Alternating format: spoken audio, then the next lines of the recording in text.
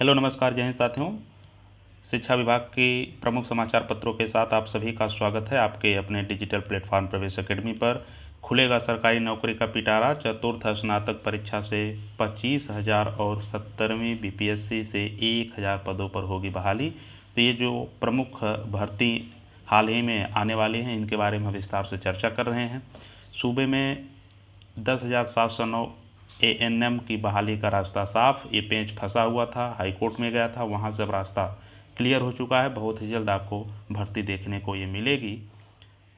Patna high court ने अंकों के आधार पर भर्ती प्रक्रिया का दिया आदेश। तो भर्ती प्रक्रिया जो है ये अंकों के आधार पर ही किया जाएगा, मेरिट से।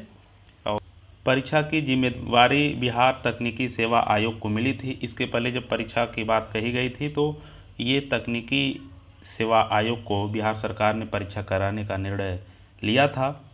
तो इसमें जो 18 अप्रैल को सभी मामलों पर एक साथ सुनवाई के बाद कोर्ट ने सुरक्षित कर लिया था फैसला। 18 अप्रैल को जो हाई कोर्ट में सुनवाई हुई थी तो फैसला सुरक्षित रखा गया था। फैसले के बाद पुराने नियम के तहत ही एएनएम के पद पर बहाली होगी। ऐसे समझिए कि बिहार सरकार चाहती थी कि पुराने जो नियम है उसमें बदलाव करते हुए नए नियम लागू करके इसमें परीक्षा कराया जाए, लेकिन हाईकोर्ट ने कहा नहीं, ये पुरानी नियम के अनुसार ही परीक्षा होगी। बहाली प्रक्रिया के बीच में ही राज्य सरकार ने नियम में किया था बदलाव। तो कोई भी जब नोटिफिकेशन आ जाता है बीच में बदलाव होते हैं तो अधिकतर मामलों में हाईकोर्ट से जीत ही मिलती है। बिहार ने ये अपील की थी, ये बिहार सरकार ने, कि इसको जो है लिखित परीक्षा के आधार पर कराया जाए, लेकिन कोर्ट ने इसको जो है खारिज कर दिया है। एकल पीठ के आदेश में कहा कि एएनएम की बहाली पुरानी नियमावली 2018 के नियम 7 के तहत ही होगी और पुराने नियम के तहत अंकों के आधार पर अंतिम मेधा सूची तैयार करने का आदेश दिया है। एकल पीठ के इस फैसले को अपील दायर का राज्य सरकार ने चुनौती दी थी। राज्य सरकार का कहना था कि सरकार को बहाली नियम में संशोधन करने का अधिकार है। वहीं एएनएम उम्मीदवारों के वकील का कहना था कि बहाली प्रक्रिया के बीच में संशोधन नहीं किया जा सकता। कोर्ट ने सरकार की ओर से दी गई दलील को नामंजूर करते हुए अपील को खारिज कर दिया। हाईकोर्ट के इस फैसले के बाद पुराने नियम के तहत ही एएनएम के 10,709 पदों पर बहाली का रास्ता साफ हो गया है। निश्चित तौर पर जब आप नोटिफिकेशन निकालते हैं तो उसी वक्त आपको क्लियर कर देना चाहिए। अभी जो टीआरई का प्रक्रिया चल रहा है बहुत पेंच फंसा हुआ है, और जब एक बार नोटिफिकेशन आ जाता है उसके बाद 10 से 12 बार इसमें संशोधन हुआ, इसके बाद भी बहुत सारी खामियां इसमें देखने को मिली। ऐसे ही इसमें बदलाव किया गया था, लेकिन हाईकोर्ट ने इसको बचा लिया है। पुराने प्रक्रिया के आधार पर ही ये भर्ती पूरी की जाएगी। तो साथियों, अगर आप चैनल पर नए हैं तो सब्सक्राइब अवश्य करिए। जो भी महत्वपूर्ण सूचनाएँ होती हैं शिक्षा जगत से जुड़े हुए सभी इस चैनल पर दी जाती हैं, इसलिए वीडियो में एंड तक बने रहें। चैनल पर नए हों सब्सक्राइब करके दोस्तों के साथ शेयर अवश्य करिएगा।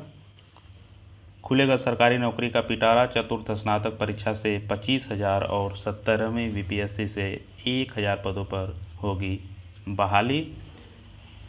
तो ये बहाली आपको बहुत ही जल्द देखने को मिलने वाली है। बिहार में चतुर्थ स्नातक स्तरीय संयुक्त प्रतियोगिता परीक्षा जल्द, तो ये भी परीक्षा आपका बहुत ही जल्द करा लिया जाएगा बिहार सरकार की तरफ से। मारवाड़ी कॉलेज में 300 रिक्तियाँ ला रही 5 कंपनियाँ। तो 5 कंपनियां ला रही हैं, 300 रिक्तियाँ होंगी। अवसर Vedanta, spark, planet, mica education, yes bank और इंडिया मार्ट जैसी कंपनियां छात्र छात्राओं को करेंगी जॉब ऑफर। तो जॉब ऑफर के लिए कंपनियां आ रही। विद्यार्थियों को बैंक में भी कार्य करने का मिलेगा मौका। अगर आप बैंक में भी कार्य करना चाहते हैं तब भी इसमें आप जा सकते हैं। विद्यालयों में छात्रों के अनुपात में होगा शिक्षकों का पदस्थापन, और छात्र और शिक्षक का अनुपात बना करके ही बिहार सरकार चलेगी। तो जहाँ पर छात्रों के अनुपात और शिक्षकों के अनुपात सही नहीं है वहाँ पर शिक्षकों का पदस्थापन बहुत ही जल्द होने वाला है।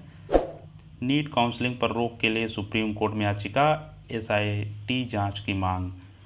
छात्रों में जो उत्साह होता है परीक्षा को लेकर के, तो पेपर आउट होने के बाद ये डिमोटिवेट होते हैं। जैसा कि एनटीए ने कहा कि हम जांच करेंगे, खुद एजेंसी जो एग्ज़ाम लेती है वही जांच अपने कमेटी से ही जांच कराती है। निश्चित तौर पर ये बड़ा घोटाला है और ये सुप्रीम कोर्ट में जाना ही था। अब एसआईटी जांच की मांग चल रही है। हमें उम्मीद है एसआईटी मांग की जांच होगी, 30 लाख विद्यार्थियों के साथ यह अन्याय होगा और उम्मीद करते हैं कि इस पर सरकार बड़ा एक्शन लेगी।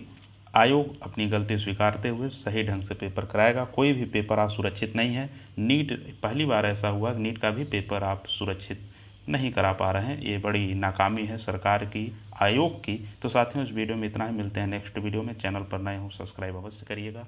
जय हिंद।